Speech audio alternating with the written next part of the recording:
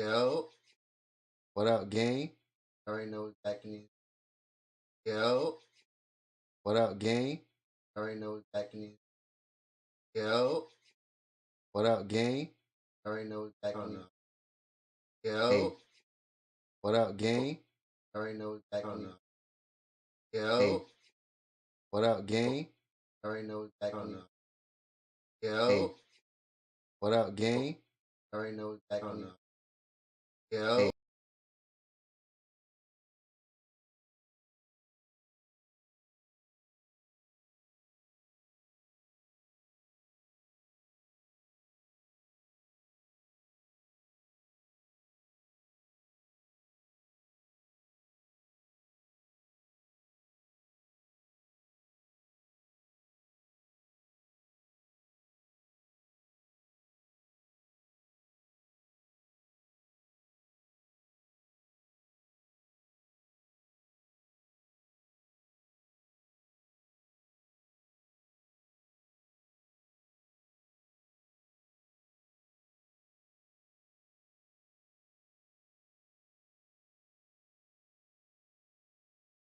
All right, try that again. What up, gang? You already know we back in this. You know what I'm saying? Boys just chilling today. No, I ain't restricted. Don't forgive me. Busy real world, but if I'm around the computer a little web, check out some YouTube videos.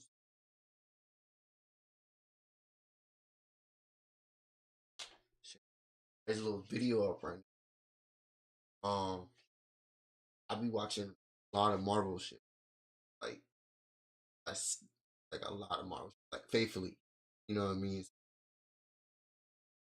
I be watching this YouTube channel, Rockstar. They got like a bunch of people gravitate to certain channels for certain people. You know what I'm saying? You know, I feel like you know them, but they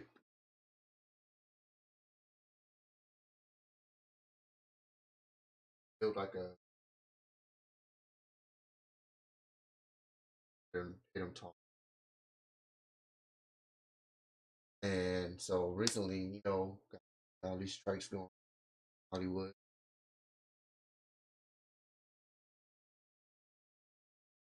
Actors fighting on strike. Always had to lay some people. But they let my dog MT up, man. You know what I'm saying, bro? I fuck with bro. He cool, like just his theories. So it's I don't know how long they've been fired. I just found out about it today because still nobody was on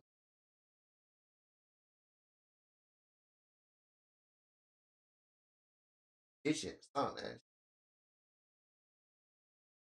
But um, about to check out my dog. You know, literally, bro, dropped. I just subscribed. Already got 40K. Yeah, so he doing straight, man. Saying, I'm missing a new rock star. Out talking about series.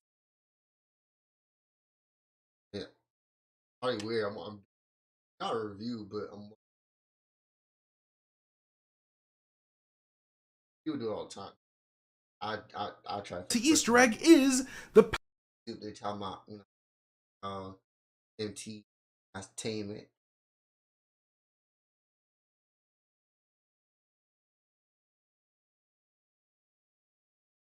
Power Stone and the Dark Star Orb that it sleeps in. Like I've said before in previous Easter egg videos on the Mastertainment YouTube channel, subscribe right now, the orb is purposely modeled after two things, a dark star as well as the two hemispheres of a human brain. The creative genius that is James Gunn used 3 celestial coordinates to point at a literal dark star orb. Like, that orb is the celestial object, to both hint at the Star-Lord's celestial roots as well as the origin of Meredith Quill's brain tumor of light given to her by her mysterious beloved blue and red angel, Ego. The orb is the very celestial object that all 3 mysterious coordinates point to when you translate them, because that orb is supposed to mirror both Ego's. Wait, I'm trying to say the orb. Alexa, nobody talking to you, bruh. Like I was saying, trying to say the orb was big. Basically, like the secret Easter egg that nobody could. I'm still trying to figure out. I guess let me talking, but that's kind of crazy though. Like it was right there in our faces the whole time, and no. Dark star planetary body and Meredith Quill's infected brain. Okay, let's start with Ego's dark star planetary body. Ego is not exactly a planet. His planet was merely him absorbing nearby molecules into a dark shell around his true brainy form. Ego is a dark star because Ego himself is a giant glowing blue dark star brain that sits at the core of his dark star planet. Ego's brain is the very core that powers his walkable dark planetary star. The black and silver orb from Guardians 1 represents the outer layer of Ego's dark star planet, while the power stone at the center is Ego's brain shining dark starlight at the core of his dark star planet. This is why the dark star orb is Mom's cancer. And it is a bright light nowhere to be found inside of nowhere. You know, after the collector scooped out all of that ancient celestial's brains, after that celestial got his head chopped off a long time ago. That's why you never cheat at Uno. Now, let's talk about Meredith Quill's brain infected with light, or LX in the coordinates when we get to the giant hollow celestial head of nowhere, where that celestial brain is nowhere to be found after the collector mined all of that brain tissue. LX means lux, which is a unit of light. Right before Meredith dies, she describes Ego as an angel composed out of pure light. The nowhere coordinates Meredith Quill LX. Right, you gotta feel.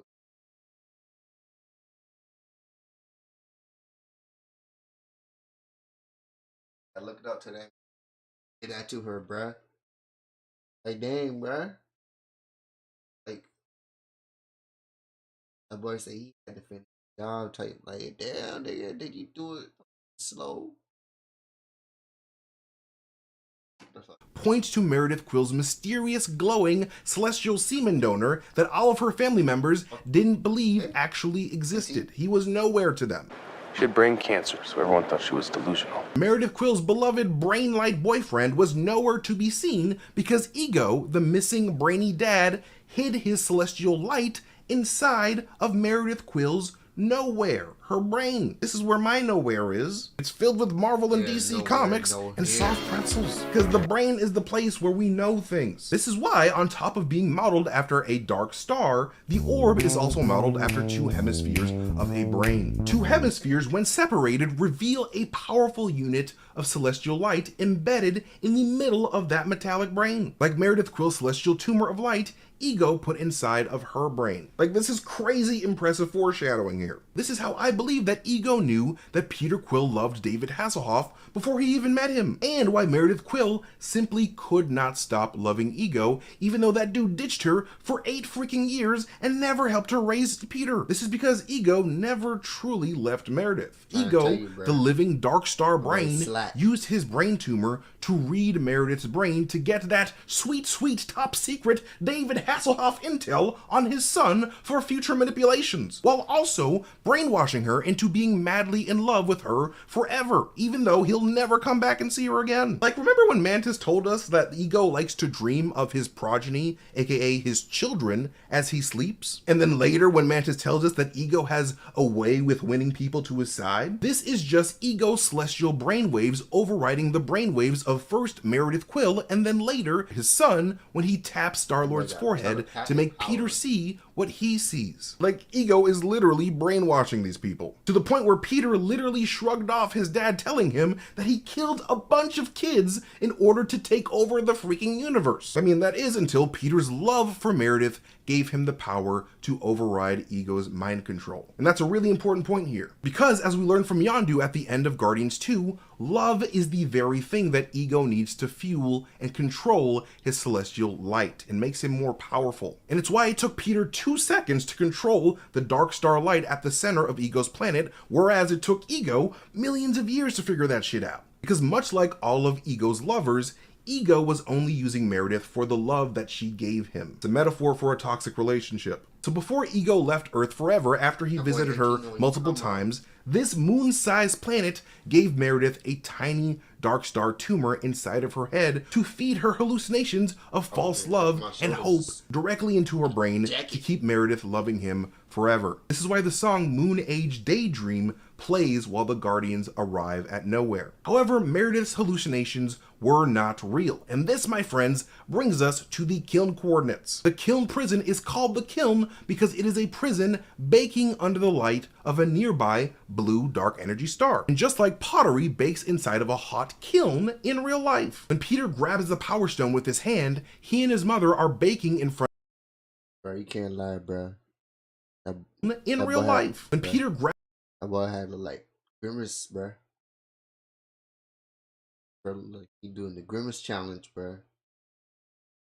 Grabs the Power Stone with his hand, he and his mother are baking in front of a star in a Power Stone-induced hallucination that isn't real. Just like the Kiln prison. First, the Power Stone forms a purple, smoky, dark star kiln around the Guardians and Ronan, sort of mirroring the outside of the orb itself. Then the energies of that stone travel through Star-Lord's body and into his brain, causing Peter to hallucinate all of that interesting celestial light information inside of the Power Stone that the Collector had to use a freaking machine to access halfway through the movie. There is information inside of those stones. The Power Stone has the same ability to store memories, kind of like those purple scroll USB drives that stored people's memories inside in Captain Marvel. Star-Lord's act of grabbing the Power Stone and hallucinating his mom in front of a star is the Kiln. Peter and his mom were being baked by the rays of a nearby imaginary star, while at the same time, Peter and the Guardians were also being baked by the Power Stone in real life inside of a mini star bubble that Star-Lord was making with the Power Stone's purple energies. Peter was hallucinating the continuation of the Collector's presentation, with the planet that S and the Searcher destroyed right behind him and his mom in front of him. Whether or not Ego actually came from that planet, we don't know, but maybe he did. We are inside Peter's mind during this sequence, and we are seeing the same type of loving hallucinations that Meredith was also being fed by Ego through her brain tumor. The kiln that is the Power Stone made Star-Lord see things that were not real, just like when Ego touched Peter and Meredith's brains. And that is the power of the Power Stone, baby. James Gunn, you're a goddamn genius. But anyways, thank you guys so much for watching this video. If you could tweet this video at James Gunn on Twitter or on Threads so he could see this, that would be amazing. And also, James Gunn, if you're watching this, thank you for your time and for your consideration. And hopefully this is right. I would love to finally end this hunt so that you never have to be asked another Easter egg question ever again. But before I do go, I do want to thank everybody for their support after I was just laid off from my old job. You guys have been super, super great and, you know, have really helped me during this really rough time. But yeah, you guys are amazing, and I would not be where I am without each and every one of you. So yeah, thanks so much. Now, if you'll excuse me, I'll be on the corner of Main and 2nd selling my body for money. Okay. I'm not joking. But anyways, thank you guys so much for watching. Subscribe to the Mastertainment YouTube channel, and I'll see you guys some other time. I feel bye. Weird. That new rock star. I don't know what to say. And now to something new and exciting in the AI space, Grammarly Go. It's a new product that offers personalized generative AI. It brings the power. I gotta fix my algorithm, bro. I don't know why Teenage Mutant Ninja Turtles keep popping up, bro. Every time I finish watching the video, they want me to get off this fucking strike, bro. Some they trying to get me to watch this.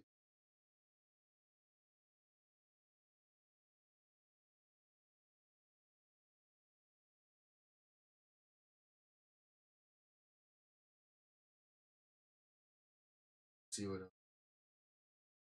my dog Heavy Spoilers dropped a video. Invasion. Welcome to the Heavy Spoilers Show. Invasion pretty lit right now.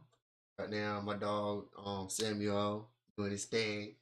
You know what I'm saying? My dog, what's this called? Buddy, I just looked him up earlier. Kinsley Bennett, hey, that nigga name cool. Fuck one, two, back. That should have been number one right there. I mean, Bernardo. I looked up Buddy earlier. That nigga about to play Ball Marley. Like bro doing like straight and about to be in Barbie movie. I ain't gonna lie, you know what I'm saying? Boy, man, I have to go watch Barbie, bro. You know what I'm saying? I ain't no Barbie girl in the Barbie world, but boy, I don't fucking know. But, definitely check that out. Watch Oppenheimer. So, Oppenheimer. That's what they call it? Oppenheimer? Let me know if I'm saying that shit wrong. I don't know. But this another dude that we watch. Heavy spoilers. This British. Yeah. Like making weird jokes and walks up there and shit. Nah, buddy cool. Yo, I'm your host Paul, and this video we're breaking Captain Spoiler Man. down Secret Invasion. The penultimate entry is now here, and everything's kinda ramped up before we hit the finale next week. Throughout this video, we're going to be recapping what happens in it, all the Easter eggs, and also giving our theories on what might go down next week. Please smash that like button, and if you're not subscribed, then make sure you do, because you don't want to miss our finale video. Now, last week's episode ended with Gravik's forces attacking President Ritzen's convoy, and during this they were disguised as the Russians. Thanks to Fury and Talos, the world leader managed to make it out, but these actions unfortunately didn't come without a cost. Talos was killed, leaving Fury on his own, and he's now lost everyone due to the Skrull invasion. Maria's gone. My dog, bruh. We saw 3 big players already gone, bruh. And then my dog, what's his name? Rhodey's a Scrody, bruh. Fucking Scrody, bruh. Oh man, bruh. Who do you trust, bruh? Like, go, like, my dog ain't got nobody right now, bruh. You know what I'm saying? This is Potters, whatever. You know what I'm saying? Golly gumdrops and all that good shit. His wife can't be trusted, and now his closest ally has bit the bullet. This ending also revealed that Gravik had the extremis powers to him, and that now takes us into the latest entry.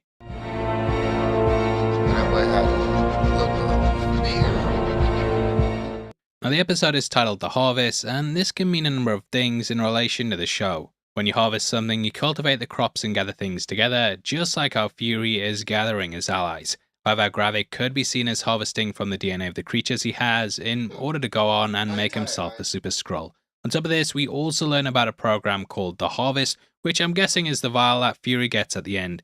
Captain obvious, but we'll talk about what's in that more later on in the video, as there's a lot to unpack with it. Now we begin in the aftermath of last week's attack, with Fury arriving at the hospital alongside the... So this shot right here, not a lot of people, but people seem to be upset though. Like, bro, it's the president. Where is everybody? I'm like, you know what I'm saying? Like, I know he was in Fury Car, bro. I took him there, but bro, this is the president of the United States.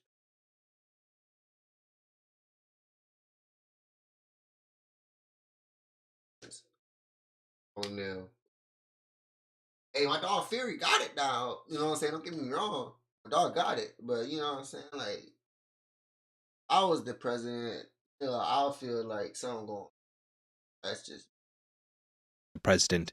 Man, he's bloody taking off free NHS healthcare. Get him! yeah. Now, He's this clearly he's shows why bloody the taking out president will be healthcare. replaced by Harrison Ford's General Ross, which we'll talk more about towards the end of the video. We see on the UKN24 News Network that it's making headline news, along with a photo of Talos in his scroll form. The UKN24 network has appeared in the series before, and it's now reporting on the panic at the president's motorcade. We can also see the weather's saying sunny in the UK. Taking the it's been raining non-stop all week, mate. Now, Nick knows this will cause some issues with the planet, not the weather. The Skrulls, and though Earth has been attacked by aliens before, they haven't been this close to our world leaders. Anyway, we cut to Russia, and I'm guessing they got back there so quickly because of the jet we saw them landing with in last week's entry. Assembling the officers, they clearly see the campaign as a failure, and we learn more of what Gravik's been up to. Turns out he did actually want to steal the Avengers' DNA, but it wasn't at any of the sites that they ended up raiding. Now, this is in line with the comics, as just before Secret Invasion started, the Skrull Emperor kidnapped the Illuminati and took their DNA. Pagan stands up to him finally, but he goes out after aligning slightly with how he did in the comics. That had him posing as Elektra, and he was one of the first Skrulls that infiltrate the Avengers. This RP game, you're not ready for it. Ads. The MCU version has him trying to steal their DNA, but Pagan was revealed to be a Skrull after fighting a brainwashed Echo. This showed to the heroes that the Skrulls had upped their game, and he was impaled by Echo just like how he's impaled by Gravik here. Now, when he reverted back into his natural form, everyone was dumbfounded to see one of their own was actually a Skrull, and it blew everyone away. Previously, the deception had only gone so far, and they weren't able to outsmart telepaths and people with heightened senses. This took things to the next level though, and it showed that the Skrulls had the ability to mimic memories, which they've also done in the series. Now, Pagan was pretty much used as a pawn, and that's sort of becoming the case in the show too. He and the Splinter Cell he led in episode 3 all put their lives on the line to carry out the Neptune mission, and Gravik revealed this was just something to flush out the mole. If they had have launched the missile, then all the people they were playing would have been looked at more closely, and most likely they would have been jailed. His death clearly rubs the entire team the wrong way, and being called nameless and faceless makes his inner circle start to splinter. And at this point, he comes up with a crazy plan, and he reaches out to Rhodey on the phone. If you stuck around for the credits last week, you'll know that the Skrull who's playing Rhodey is actually called Rava, and this is a character that comes from the comics. Someone who speaks about themselves in the third person, which always annoys Paul, but I'm gonna let her off because both her children died, leaving her thirsty for revenge. Dishing out carnage in the galaxy as a pirate, she was eventually given a life sentence on a deep space torture prison. However, here she became allies with several characters, and this actually included Black Bolt. His teleporting pet Lockjaw came to the rescue, and he gave the pair a way that they could escape. Now, they managed to escape, and the pair left each other peacefully, deciding that they were just going to go their separate ways. In the show, we don't know exactly how long she's been posing as Rhodey for, but Kevin Feige came out and said that it's beyond just this series. He stated that there's been a number of different projects, but I don't know, it kind of robs Endgame, I think, if it turns out he was a Skrull. I don't know whether they'll take it all the way and do a recast meta joke, but yeah, hopefully we get it clarified exactly when things changed. Either way, Gravik starts telling her to tip off the president that it was the Russians and Skrulls, and Gravik also talks about how the Skrulls are willing to sacrifice themselves if the plan doesn't fall in place. He's gone full on Jim Jones, and again, it's going to completely kill all the loyalty that he has if it gets out. Now that Talos has gone at the hands of him, the Skrulls are on a very dark path, with it potentially leading right to their extinction. We've had lip service. Bruh. Imagine shapeshifters, bruh. Shapeshifters. What would you do, bruh? You can't trust nobody, bruh. You can do something, bruh, but violence only way. Not balance, but I mean like yo, bro, like oh, you don't want to, you know what I'm saying? All you gotta tell them, but yeah, nobody trying, you know what I'm saying? So those Service to this with the Skrulls before as well, as the council talked about how the Kree War was carried out by Skrulls who refused to back away from the battle. That happened in the case of Gravik's parents who died in the conflict, and he was somewhat enamored by their death, which is why he has this death wish here. Now as they arrive in the hospital, we see the other security guard with his arm in a sling. This was broken by Fury back in episode 2, and it happened right at the restaurant. Man clearly hasn't got time for Rava at this point, and he plays his hand and reveals that he knows Rhodey is a Skrull. I love this scene with Rhodey threatening Nick, and seeing all the guards standing pointing their guns at him of course symbolises that all guns are aimed at him. Behind them are the Skrulls, and it cements that those he would normally look to as the faces of his allies are standing against him with his enemies. Now at this point we cut to the title sequence, but for this point of the video, I'm gonna cut to our sponsors. I gotcha! Cannonballs! This summer is not about the separate flash. I love blown my flights that win the place as the week not my as well as people brand. So also throw take this for you change your world. 20% off and see that Fury ready for that sweet summer. Alright. Now we cut back to London and see that Fury shooting Maria has gone viral. Sonya realizes that the time's growing short and that she has to. Bro, that boy didn't out that day. That boy did like, you know what I'm saying? Like that boy did like, yeah, like you know, Wild West or something. Like, give me all your money, eh? Quick draw. Maria, sweet summer. Alright. Now we cut back to London and see that Fury shooting Maria has gone viral. Sonya realizes that the time's growing short and that she has to act fast to get rid of the one in her ranks. This involves her shooting Tony Curran's character, who we saw her meeting with in episode 1. Now shooting him reveals to the guards that he's actually a Skrull, which somewhat riffs on what happens in the. I have to take this, or we get in trouble.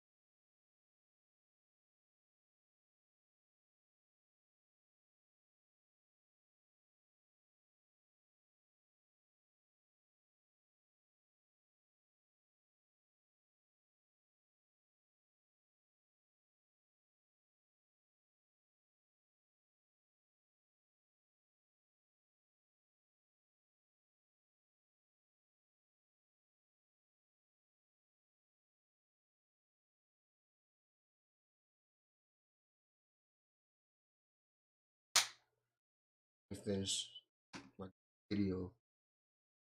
Sorry, I got bored, man.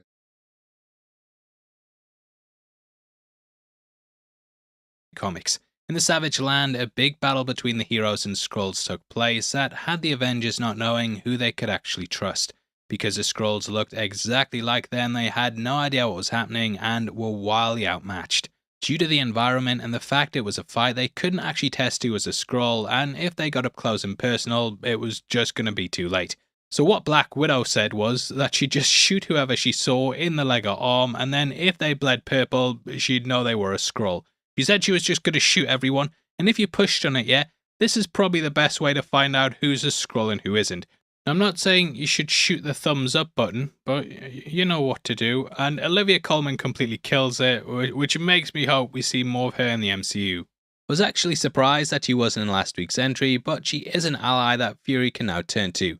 Sonya is the granddaughter of Union Jack from the Howling Commandos, and the group she works with might also have things next week that help set up the future.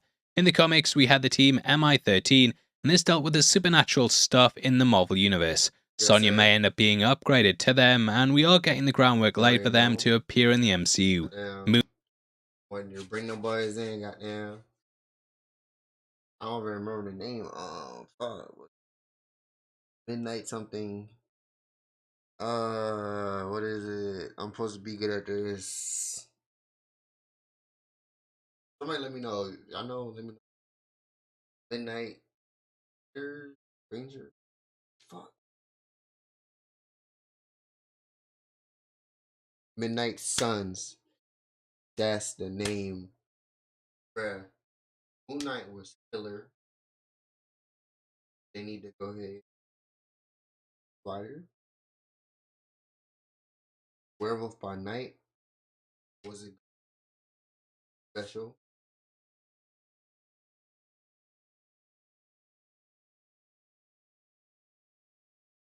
Go ahead. Eternals with Black Knight. Kit. Man, bruh. If them boys can get this done right, out of the water. Moon Knight, Dane Whitman, and Blade were all members, and when we last encountered these characters, they were all in London. So maybe next week we'll end with a tease to her getting something in MI-13, but that's a big you done, have you done? Touch him out. I love you, Sophie. Now back in Russia, we see Beto questioning Pagan's death, and in a nice little touch, we see Gravik filling up on sugar. He of course did this when meeting Talos, and just like how Talos used that as a time to attack, his officers do this too. It's pretty violent, and they put a bag over his head before attempting to suffocate him right on the table. Man takes out the old Skrull in a scene that we can't show, and clearly the Super Skrull powers leave him able to dominate them all in battle. He kills Beto in front of the civilians, and though he survives this, it's unsure whether his leadership will. Now, he of course doesn't care because he knows that, in a loss, he'll still get the death that he's been seeking. Anyway, back in London, we watch as Fury goes back to the place where he welcomed the Skrulls to Earth in episode 2. They were given a new home after fleeing the war, and the location itself actually has a deeper meaning to it. As Fury says, London was badly attacked during the Blitz in World War II, which could mirror the Skrulls fleeing their home after the war with the Kree. Brixton was actually where the Windrush generation settled, and in case you don't know, this was a group of citizens from Caribbean countries that were invited to come to the UK to work and build lives. It was generally seen as a positive time, but decades later, the government somewhat went back on their word and deported several people against their rights due to them stating they didn't have the legal right to be here. I've done a far more in-depth discussion on it for our second episode video, but it was a really controversial thing that made lots of government ministers end up resigning because it was such a big fuck up. I don't think it's a stretch to say that the Skrulls could be a comment on immigration and the promises of a new home, only for this to eventually be revoked. Definitely feels like this location was picked for a specific reason, but yeah, let me know below if you agree or disagree. A guy talks about how she knows her father died, and we know from the trailers that there was a scene in which he found his body. Weird they cut this from the show because it pretty much gave away in the teasers that he died, so yeah, you could have just left it out completely, but it at least explains how she has his body in the back of the van. Either way, in case you missed our last video, the death of Talos actually has roots in Greek mythology. The figure there was seen as a leftover from the Bronze Age, and all of the legends involving him end in his death. This mirrors how Talos is an example of the Elder Skrull way of thinking, which was to avoid war at all cost. The show, of course, has many metaphors for immigration, and we've seen Talos has somewhat represented the idea how if one proves their usefulness, that they'll be accepted.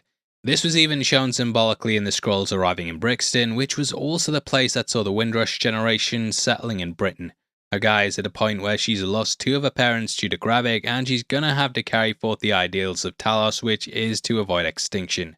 Though last week showed that she didn't agree with her dad's plans, I think she will end up adopting certain aspects of it, but change it so that the Skrulls no longer have to remain in the shadows.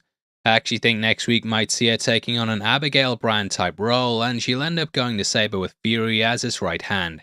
In case you don't know, Brand's a half alien slash half mutant member of SWORD who was on the Pekin Secret Invasion when the Skrull masquerading as Dum Dum Dugan arrived there and destroyed it. Due to Gaia gaining those Super Skrull powers, this could cover the half mutant part, and she's of course an alien due to her being a Skrull. Now Maria and Talos are both dead, I think episode 6 will close out with them working together on Saber, and that she'll appear in some form or another during the movie The Marvels. Now she talks about the original Avengers DNA, which is called the Harvest, again tying back to the title. I actually think Fury might have been attempting to find a way to clone the Avengers, or potentially he was trying to do his own super soldier program based off their DNA. The only reason that the Hulk even exists is because they were trying to redo the super soldier program, and maybe Fury was doing the same thing.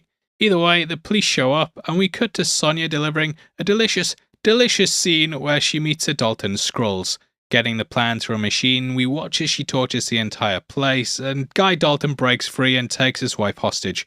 However, Sonya don't mess around, mate. No messing around here, and this could make the scientist, more open to giving her secrets because she's just saved her life. Now, someone else with her tensions quite high is Gaia, who, alongside Talos' body, ends up going to Fury's home. She goes past the masks on the wall, which symbolically have represented how the Skrulls wear different faces. The artwork hanging up in Fury's home has all been centered around stuff like this too, with some paintings depicting bodies almost like they're shapeshifting.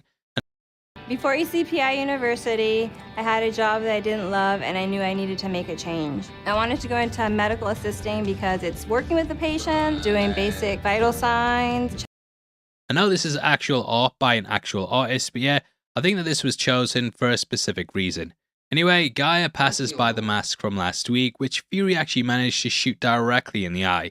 He of course lost his, and looking back, he might have purposely hit this as a way to show what he gave up for Vara.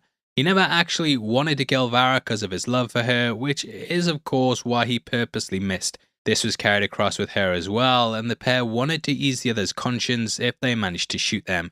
However, them both missing meant they both live, but this shot in the eye may have been to remind her of the love they had. Anyway, she's went to Vara to get her help to make a Jedi ceremony for her father. Saying goodbye to the Skrulls involves lighting someone on fire on a funeral pyre and giving an offering which involves her mother's wedding ring. They need to say a prayer, and we actually saw Talos uttering things to the dead Skrulls and Captain Marvel, which lined up with this. Elsewhere, we see Rava going to tell Ritson about the Skrull facility, and this is obviously to get them to play into Gravik's hands. He says England's on board, and as we know, the PM here is in fact a Skrull, which, yeah, the man didn't even understand how a petrol station worked, so I'll believe it. Now, striking Russia would cause World War III, and Gravik's plans are all kind of falling into place. Now, Gravik reaches out directly to Nick to request the harvest. We see Fury also going on a private jet, and shoutouts to Editor Matt for realizing that this is the one that Fury actually wrote in at the end of Agents of S.H.I.E.L.D. Season 1. Now, this is provided to him by none other than Rick at the end of Agents of S.H.I.E.L.D. Season 1. Now, this is provided to him by none other than Rick Mason, who you might recognize coming from Black Widow. You've of course got Natasha her planes, and it makes sense that he's providing this here. Anyway, we see Guy and Vara returning to the latter's home to talk about why she and Fury decided to make a home there. It's clear Vara is carrying anger still over the fact she couldn't be herself, and this was a question she of course asked Fury last week. The silence is cut short by gunshots though, which kinda ends up kicking everything up a gear.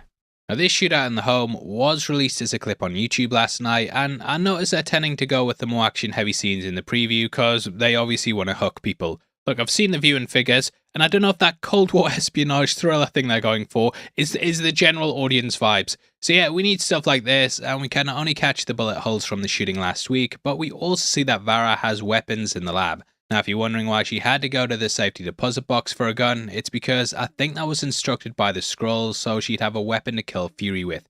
Either way, the pair have clearly been playing Modern Warfare, and they're adept at... Why did she go all the way to a safety deposit box at a bank? Right? Think about this. Get a gun she already had in her house. Make it make sense. Somebody had a whole firefight with a SWAT team. Took them boys out. right? So she had to go all the way.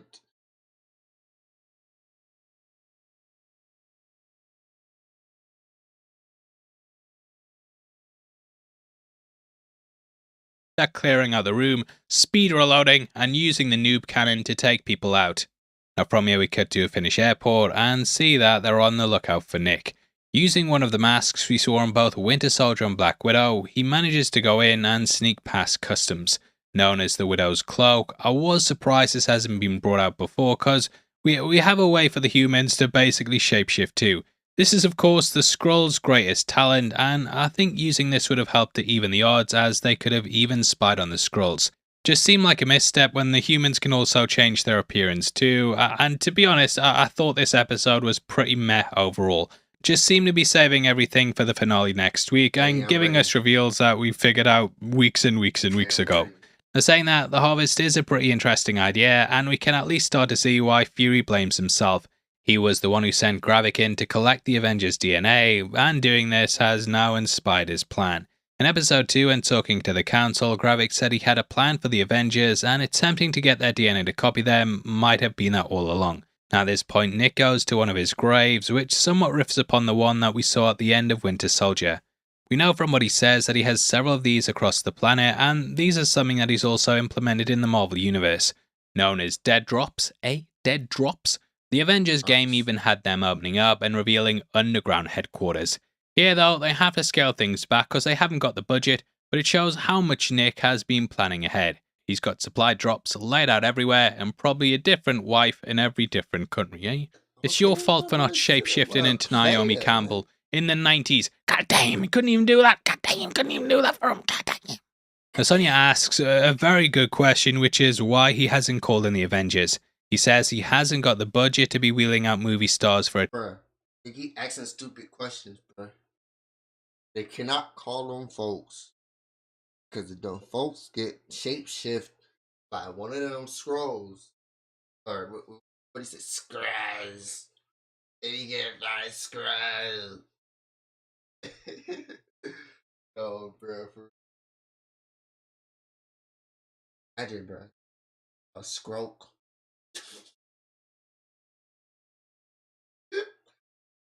Bruh, what the fuck, bruh? You already got a scrolly. Imagine a stroke. TV show constantly, and also because this is personal for him. He has to be the person the planet can rely on, otherwise he's just dust. This obviously calls back to the ending of Infinity War, which in some respects was caused by him. Civil War had the Avengers falling out, and he'd failed to bring together a united team that could work together to defeat Thanos. Endgame showed that if they were united, then they could beat him, so some of the responsibility does rest on his shoulders.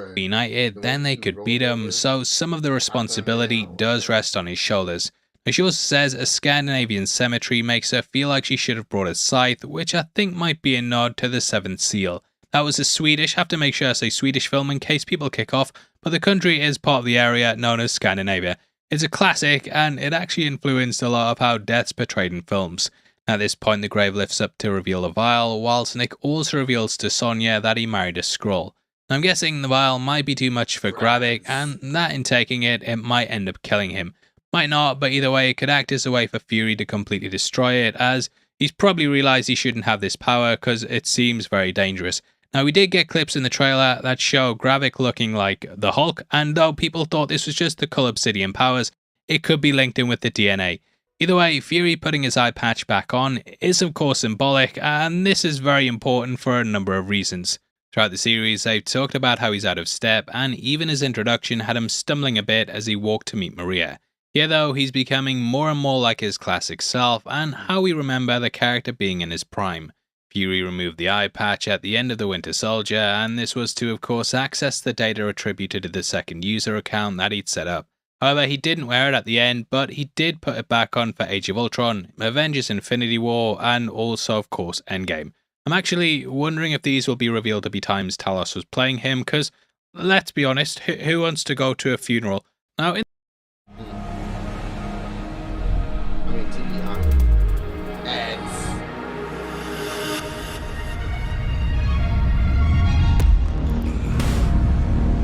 In the car at the end of Infinity War, Maria also called him Nick, which is something they doubled down on here, is showing the person doesn't really know him. Far From Home had him wearing it too, but as we know, that was actually Talos. So yeah, I think it would be interesting if we learned he'd actually kept it off since Winter Soldier, as it would add even more meaning to him putting it back on here. Now next week's obviously the finale, and like most MCU shows, I'm guessing it's going to set up a lot of things going forward. In the case of this, we actually know a lot about what's coming down the line, and the Marvel's trailer of course gave away where Fury was before we even got to the show. He's of course returning to Saber, and we know that he's going to be joined by Monica Rambeau. As I said earlier, I think Guy will be part of this too, and if you cast your mind back to WandaVision, then you might remember that a Skrull recruited Monica to what we now know as Saber. So I think Gaia will join the Skrulls on the ship, and they'll then investigate the anomaly in space. We might even get a hint to something big going on there, and I think we'll get a tease to what she's looking into. There has been stuff leaked about the Marvels and what this is, and if you've read the lead up to Secret Invasion, then you might have a fair inkling. Now on Earth, I think that humanity might actually have an adverse reaction to learning that there are Skrulls among us. I think that though Ritson might try and buy them some goodwill, that ultimately he's going to lose, which is why Harrison Ford's General Ross can come in and take power. We know from the stuff on Captain America Brave New World that he'll be playing. I keep seeing this picture, and I'm trying to figure out. Hold. I'm trying to figure out why is bruh trying to dap this man up, and this man is just having a conversation, or is he just like one of these? I don't know. Maybe I don't know. President Ross, and thus the power and politics need to change at some point. Now this kind of builds off the back of the comics, but on a grander scale. After the events of Civil War, Tony Stark was the director of S.H.I.E.L.D. overseeing everything. Under his watch, the Skrulls snuck in, and this sort of mirrors how they've infiltrated things under Ritson. When you think about it, his closest advisor was a Skrull, and it's gonna end up looking pretty bad for him. Now the comics had Norman Osborn actually defeating the Skrulls' leader, and he was front and center of taking them down. He was then hired as a director of S.H.I.E.L.D., and from this position, he created the Dark Avengers. With the case of President Ross, I feel like he'll make the Thunderbolts, and as we know, they're going to be getting their own movie. Thunderbolt Ross could definitely be teased at next week, and that's the way I think things are going to go externally. Now internally, we have seen shots of Fury fighting Gravik in the reactor, which has been shown in the trailers. My guess is that he's either trying to destroy the machine, or that this will be used as a way to depower Gravik. It could even be both, and that will make it not only so that he can be imprisoned, but it'll also stop others from being created.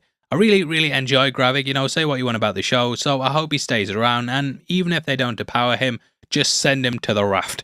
So yeah, that's my thoughts on the series and what I think is going to happen in it, and obviously I'd love to hear your thoughts too, so make sure you drop them below. Please hit the thumbs up button, and if you want to support the channel as a member of the Spoiler Society, then please hit join.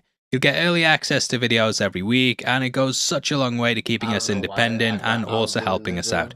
Now if you want something else to watch, boy British, because that John been in pounds. That John was in pounds. But alright, gang, I appreciate y'all boys for doing a analysis walkthrough view. I know it wasn't really much searching the web, but definitely gonna search the clothes station. Gotta find some clothes. So y'all boy join me for that, but definitely